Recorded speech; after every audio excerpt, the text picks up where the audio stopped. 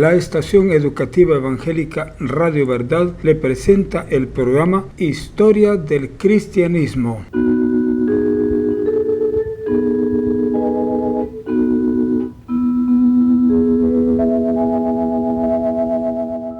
Hace 2000 años, alrededor del nacimiento de Jesús, en la provincia romana de Judea, se inició una sangrienta revuelta.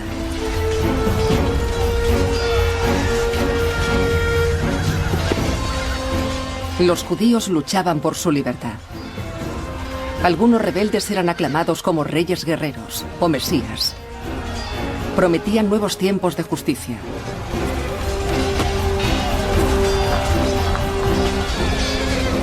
Cuando Roma retomó el control, crucificó a miles de personas. La mayoría fueron olvidados, pero sus esperanzas no morirían. Durante cientos de años, la comunidad judía ha anhelado un mundo justo, un mundo aquí abajo, no en el cielo, sino en la tierra. Un mundo justo y ecuánime dirigido por Dios, como si Dios se sentara en el trono de César. Eso no era así, la situación empeoraba y así fueron construyendo el deseo apocalíptico de que Dios vencería algún día. Imaginen eso como el grito del apocalipsis, Dios vencería algún día. Ese era el grito por el que Jesús moriría 30 años después. Y ese era el sueño que mantendría viva su memoria. Porque a diferencia de sus antecesores, Jesús no cayó en el olvido gracias a un pequeño grupo de judíos que se reunieron en torno a la convicción de que Jesús era el auténtico Mesías, que finalmente traería el reino de Dios a la tierra. Su historia es prácticamente tan destacable como la propia vida de Jesús. Contra todo pronóstico, frente a la hostilidad, el peligro y la disidencia, estas personas lucharon por sacar su nombre de la oscuridad y propagarlo por el Imperio Romano. Eran Bernabé y Priscila, Jaime, Tito, Esteban y los más conocidos de todos, Pedro y Pablo. El cristianismo, la piedra y el río.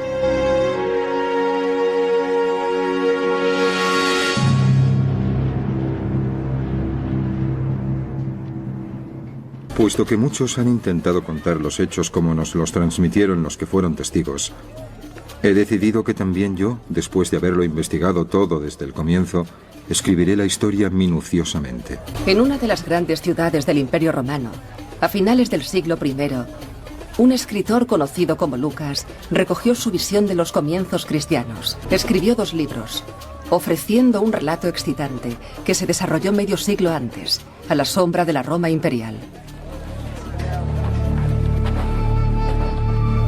En el primer libro, Teófilo, he escrito todo lo que Jesús hizo y predicó. Lucas escribió en primer lugar sobre Jesús, un artesano judío de la franja oriental del imperio, que prometía a sus seguidores un reino mayor que Roma, y que murió por tal impertinencia.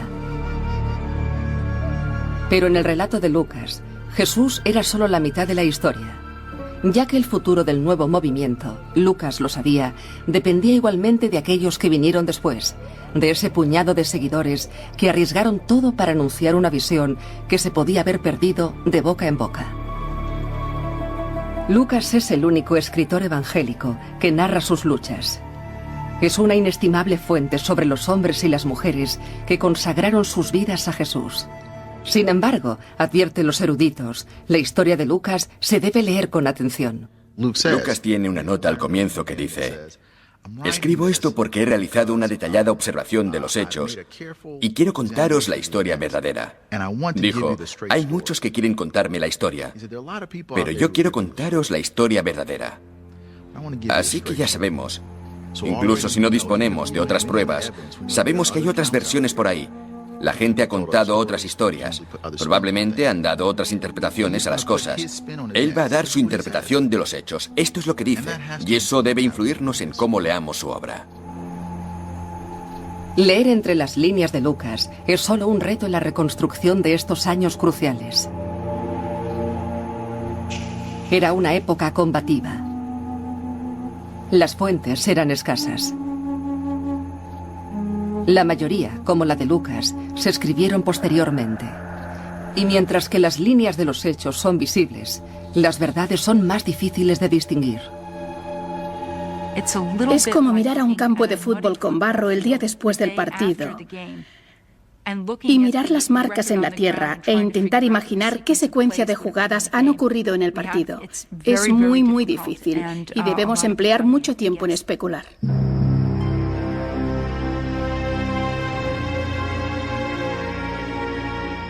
A pesar de las dudas, los historiadores extraen pruebas importantes de las fuentes bíblicas y realizan un seguimiento de la historia con consecuencias escalonadas, comenzando alrededor del año 30, alrededor del año en que murió Jesús.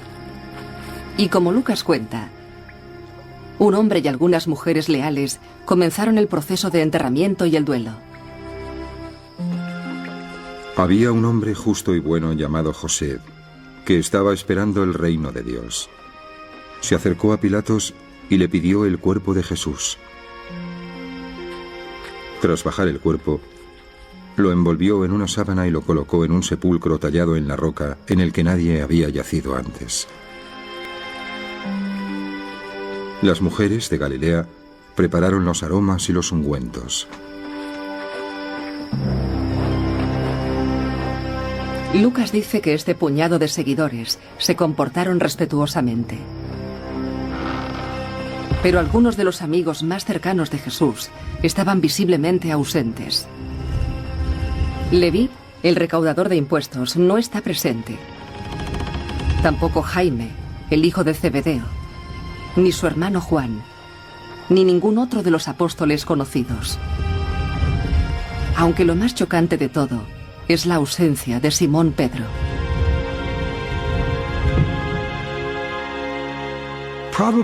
Probablemente, lo que mejor sabemos de Pedro es que era de Galilea y que era humilde, un pescador. Eso significa que es rudo, listo y con los pies bien puestos en la tierra. Habla con un acento raro al ser de las afueras y debe haber resultado un pueblerino en Jerusalén. Debía estar sorprendido y con miedo. Entonces me imagino que Pedro estaría bastante asustado cuando arrestaron a Jesús. A menudo se llama a Pedro el líder de los apóstoles. Según algunas versiones, fue él quien llamó por primera vez Mesías o Rey a Jesús. Solía hacer de portavoz del grupo y a menudo era atrevido, si no temerario. Pero en las horas siguientes a la crucifixión, Pedro y sus compañeros se perdieron de vista, probablemente destrozados por la derrota del líder.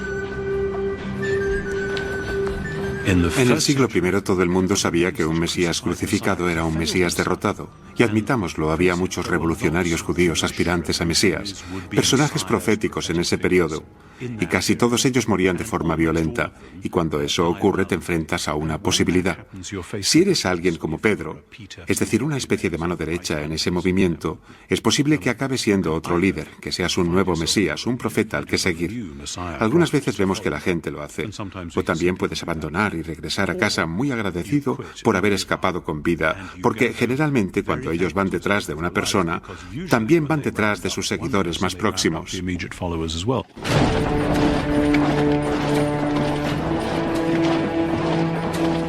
Ellos eran las fuerzas del Imperio Romano, y en Judea su poder era desalentador. Roma había conquistado la zona hacía casi un siglo, y aunque solía confiar en los sumisos gobernantes locales para mantener el orden, las tropas romanas siempre estaban preparadas para intervenir. Especialmente durante las festividades en que los peregrinos judíos inundaban la ciudad. A los primeros signos de conflicto se aplicaban duras represalias. Pedro y el resto acababan de recibir una lección que el destino de Jesús planeaba sobre todos ellos. La crucifixión era una práctica romana habitual. 2000 por aquí, otros 500 por allí. Y Roma no era excesivamente discriminatoria sobre a quién crucificaba. Fueras un rebelde, fueras un ladrón, si estimaban que eras un peligro para el Estado. Roma no tenía remordimientos para matarte. De hecho, Roma consideraba la crucifixión como una forma de publicidad. No hagáis lo que hizo la persona que está en la cruz o acabaréis en iguales circunstancias. Para mí, lo más asombroso sobre las historias de la crucifixión era que las mujeres se quedaran, porque sabemos por fuentes romanas que también podrían haber sido crucificadas.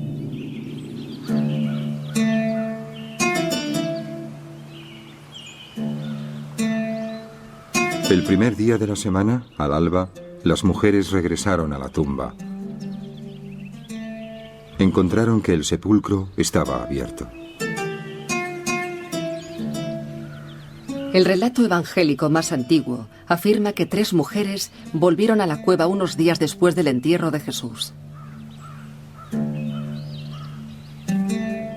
Los relatos de lo que presenciaron se han transmitido durante 2 milenios. Decían que la tumba estaba abierta. El cuerpo de Jesús desapareció.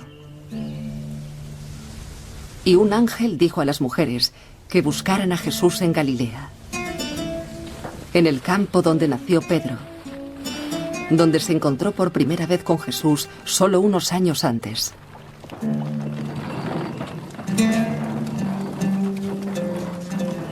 Esta es la zona rural que había acogido al profeta en vida. Y este es el mundo, según numerosos estudiosos, que alimentó sus enseñanzas y sus discursos pragmáticos.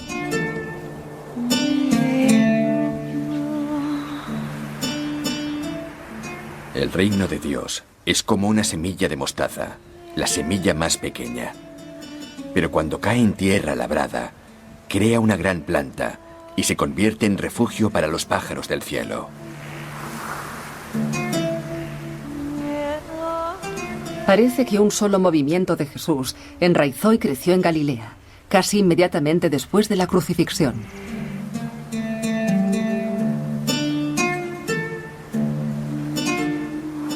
No llevéis bolsas ni sandalias. En la casa donde entréis, comed lo que haya a la mesa. Sanad a los enfermos y decidles, el reino de Dios ha venido a vosotros.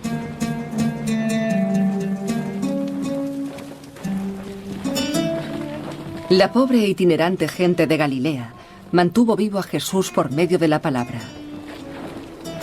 Repitieron su mensaje de compasión y cura de sus vidas marginales. Y transmitieron sus palabras a gente que nunca las había oído del propio Jesús. Si Pedro y sus compañeros volvieron a Galilea, probablemente ayudaron a cultivar esa tradición local en ciernes. Pero esa tradición podría no haber sobrevivido de no ser por una dramática visión. Según un relato, ocurrió en las costas de Galilea.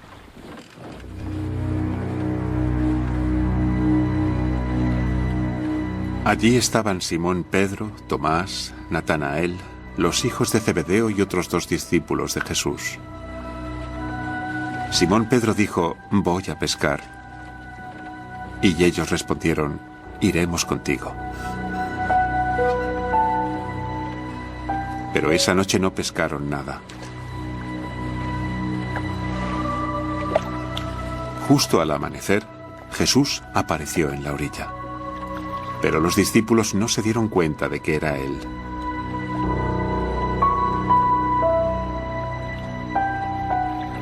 El discípulo al que amaba Jesús le dijo a Pedro, ese es el Señor.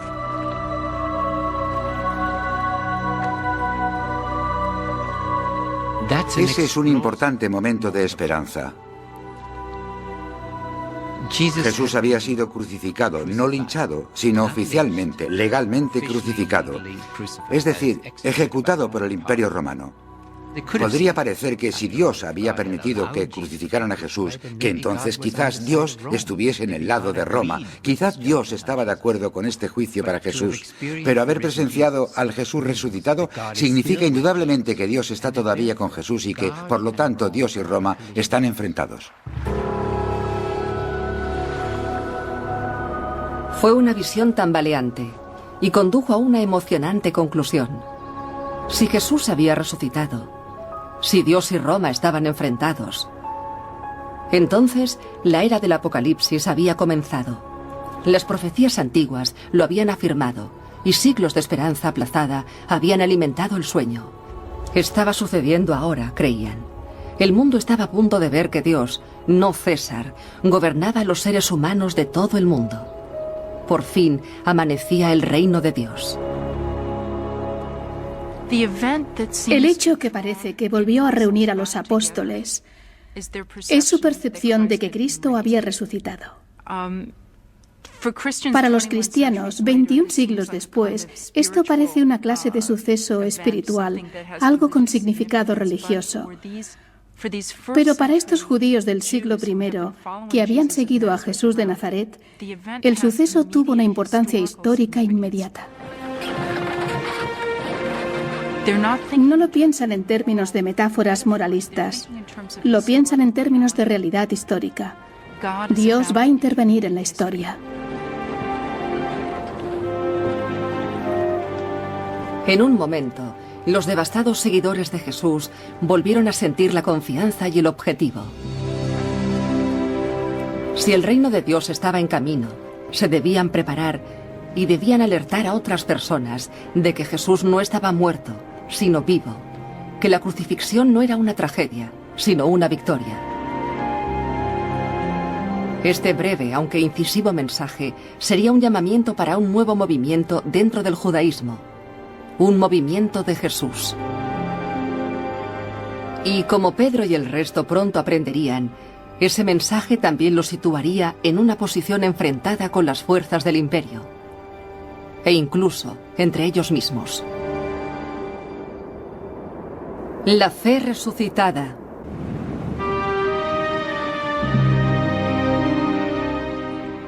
Jerusalén estaba fortificada con 3 murallas. Las torres se alzaban de las murallas 10 metros de alto y otros tanto de ancho. El templo sagrado estaba situado en el centro. Para los forasteros que se acercaban en la distancia, parecía una montaña cubierta de nieve. Lo que no era dorado, era blanco deslumbrante.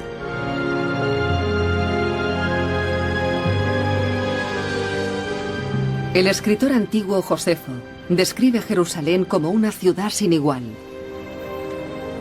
Era el centro del antiguo judaísmo. Albergó el lugar más sagrado para los judíos de todo el mundo, el Gran Templo. Fundado en un lugar escogido por el propio rey David, el templo atraía a peregrinos de todo el imperio. Y después de haber visto al Jesús resucitado, atrajo a sus fortalecidos seguidores. Porque si el reino de Dios iba a llegar a la tierra, primero llegaría a Jerusalén.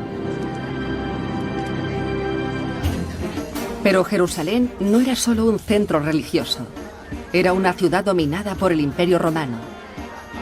Y su turbulenta historia la convirtió en un trono en el lado de los administradores romanos. Unos 20 años antes, Roma había aniquilado todo rastro de independencia judaica. La casa real judía de Herodes había desaparecido y los gobernantes romanos tomaron el control directo. Muchos eran administradores mediocres y poco diplomáticos. Unos pocos, no obstante, tenían mano dura como Poncio Pilatos. Un escritor antiguo describe a Pilatos como inflexible, terco y cruel. Josefo está de acuerdo. Dice que Pilatos llevó imágenes blasfemas del emperador a la ciudad sagrada de los judíos. Confiscó el dinero del templo y acalló a los judíos que osaban protestar. Pilatos no originó las tensiones en Judea, pero mantuvo a los habitantes de Jerusalén hirviendo en descontento. Esta era la ciudad que Pedro y los galileos convirtieron en su nueva base urbana, el centro de su movimiento de preparación para la era apocalíptica de Dios. Cuando escuchamos el término apocalipsis, pensamos que significa el final del mundo. No. Apocalipsis significaba el final del mal y la violencia, y de la injusticia, y la desigualdad, y la impureza aquí en la tierra. Significaba el final del mal, no el final del mundo. El nuevo grupo de Pedro no esperó ociosamente a que Dios destruyera el mal y nos trajera su mundo perfecto. Parece que Pedro condujo a sus compañeros a empezar a vivir en ese mundo ideal inmediatamente. El número completo de aquellos que creían era de un corazón y alma. Y nadie diría que le pertenecía algo a él solo, sino que todo era común. Ninguno de ellos tenía necesidades, y quien poseía tierras o casas las vendía y llevaba las ganancias de la venta a los pies de los apóstoles, quienes las distribuían entre el resto según sus necesidades.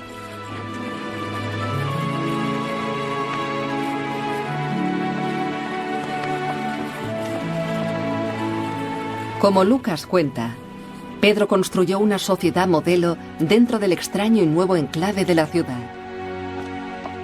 Creó un sistema de vida comunal, bienes compartidos, ayuda mutua.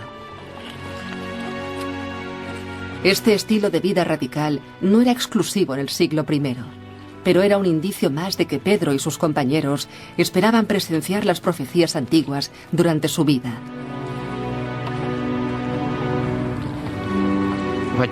Lo que Pedro está haciendo en Jerusalén es intentar convencer a sus compañeros judíos de que el reino de Dios ya ha comenzado en esta tierra. Por lo tanto, tenían que empezar a vivirlo. Si decían a un judío con una mentalidad abierta, la era del Apocalipsis ha comenzado, este judío podía decir, bueno, estoy dispuesto a creerlo, pero ¿me podéis mostrar que ha comenzado? No veo ninguna diferencia. Roma sigue gobernando el mundo y todo lo que Pedro podía decir era, sí, pero ven y verás cómo estamos viviendo. Hemos empezado a vivir de un modo distinto.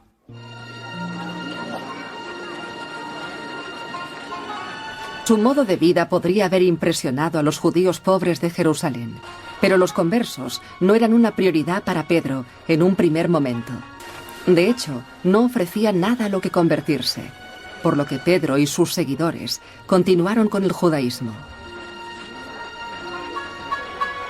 Conservaron las leyes alimentarias judías y honraban las festividades judías como la Pascua judía. Y algunos días después, la fiesta de Pentecostés. De hecho, el grupo de Jerusalén de Pedro podría haber pasado desapercibido de no ser por un extraño suceso acontecido durante el primer Pentecostés tras la muerte de Jesús.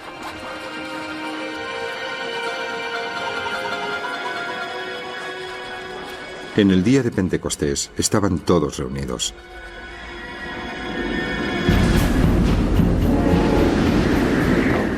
De repente del cielo se escuchó un sonido como un fuerte viento. El viento inundó toda la casa en la que se encontraban. Todos se inundaron del Espíritu Santo y empezaron a hablar en diferentes lenguas.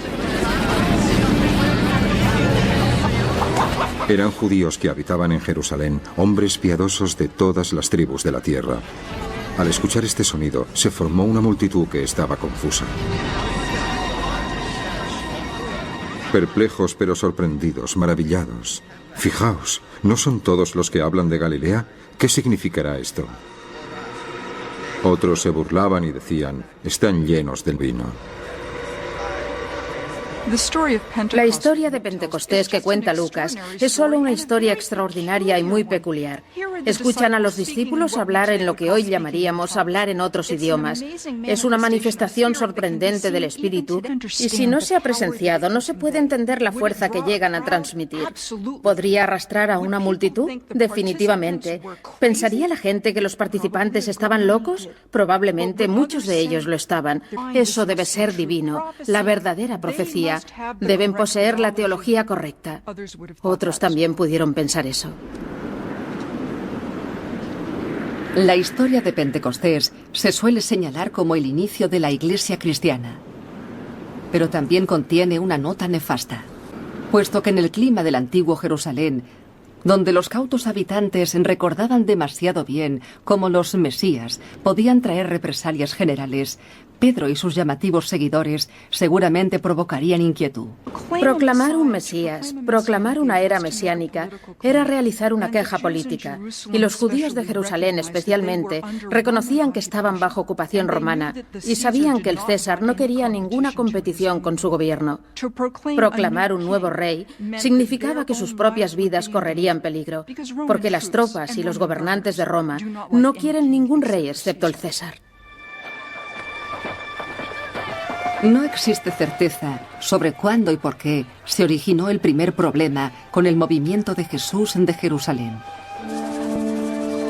Pero según Lucas, los problemas comenzaron no mucho después de que el grupo comenzara a atraer a nuevos seguidores. Lucas escribe que uno de ellos, un hombre llamado Esteban, causó confrontación al declarar públicamente su reverencia por el ejecutado Jesús. Este nuevo miembro, comenta Lucas, enfureció a algunos de sus oyentes de Jerusalén. Agitaron a la gente, a ancianos y a escribanos. Quienes lo encontraron, lo arrestaron y lo llevaron ante el consejo. Presentaron a un falso testigo que dijo: «Este hombre realiza afirmaciones contrarias a este lugar sagrado y la ley». Entonces lo expulsaron de la ciudad y lo apedrearon. Esteban fue apedreado hasta la muerte. La crisis vino poco después. Según la narración de Lucas, un ferviente joven judío llamado Saúl estaba al frente de una purga comunal. Trabajando a instancias de las autoridades religiosas de Jerusalén, Lucas afirma que Saúl persiguió a los seguidores de Jesús y causó estragos en el pequeño grupo de Pedro. Ese día empezó una gran persecución contra la asamblea de Jerusalén y todos se dispersaron por el campo excepto los apóstoles. Saúl estaba aniquilando la iglesia. Entraba en todas las casas y encarcelaba tanto a hombres como a mujeres.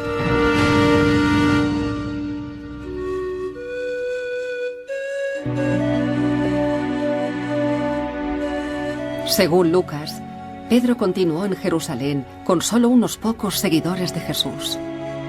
Él, al menos, no fue perseguido. Pero la situación debió parecer poco halagüeña. Sus expectativas se habían derrumbado de repente. Él y el resto tendrían que revisar una vez más sus esperanzas y planes.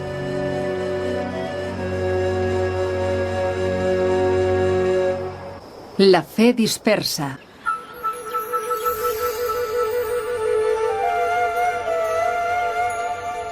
Sobre la década de los 30 del siglo I, los seguidores de Jesús seguían siendo tan solo unos cientos. Seguían estando dirigidos por Pedro en Jerusalén. Pero el hombre que había guiado su grupo desde el campo hasta la capital ahora contemplaba que el movimiento entraba en una fase completamente nueva. Solo unos años después de la muerte de Jesús, sus seguidores, a menudo llamados el Camino, se expandieron como semillas por el Imperio Romano. Estaban empujados por una apremiante necesidad de divulgar la futura llegada de Dios. Y estaban oprimidos, como dice Lucas, por enemigos en su propio hogar. Saúl, todavía exhalando amenazas y muerte contra los discípulos del Señor, se dirigió al alto sacerdote y le pidió cartas para las sinagogas de Damasco, para que en el caso de encontrar a miembros del Camino, poder traerlos de vuelta a Jerusalén encadenados. Lucas afirma que Saúl, tras lanzar esfuerzos para eliminar a los seguidores de Jesús en Jerusalén, ahora se preparaba para perseguirlos en la cercana ciudad de Damasco. Saúl no confirma todas las quejas de Lucas, pero reconoce que reprimió fuertemente al nuevo y llamativo movimiento judío. Perseguía con ímpetu la Asamblea de Dios y la estaba aniquilando. Estaba promoviendo el judaísmo entre mis compañeros, puesto que era mucho más celoso de las...